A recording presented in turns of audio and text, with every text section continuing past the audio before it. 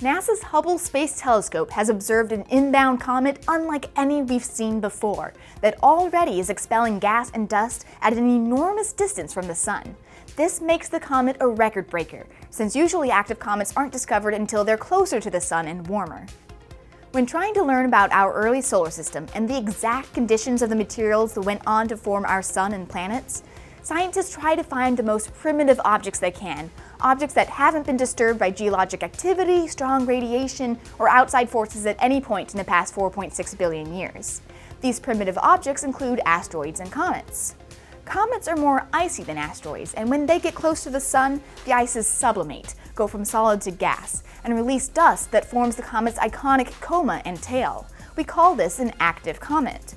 Once a comet has orbited close to the Sun multiple times, it's no longer as primitive as it once was, but every once in a while, we catch a comet coming into the inner solar system for the first time, kicked out of its home in the outer solar system. These first-time inner solar system visitors give us a chance to observe a more pristine leftover from the early days of planet formation. A comet named K2 was discovered in May 2017 by the Pan-STARRS telescope in Hawaii.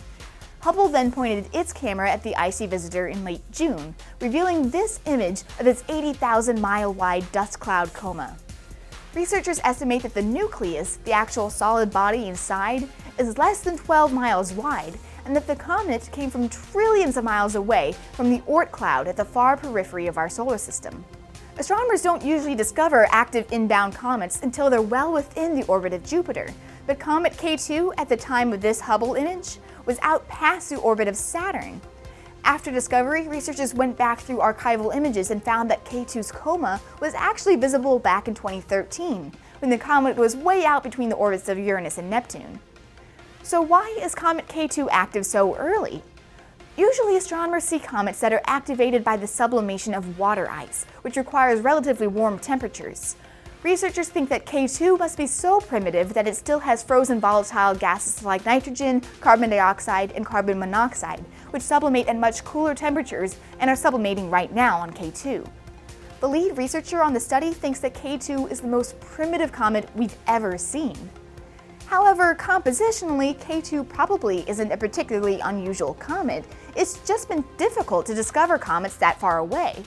Even though its coma is almost as large as Jupiter, K2 is still about 40 times fainter than Pluto, and discovering a moving object that faint requires improved technology.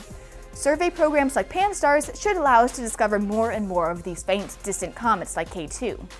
Since we are able to see Comet K2 so early, we'll have another 5 years to study the comet before it reaches its closest approach to the Sun, just beyond the orbit of Mars. During that time, scientists will be able to study this visitor from the remote past with ground-based telescopes, Hubble, and the soon-to-be-launched James Webb Space Telescope.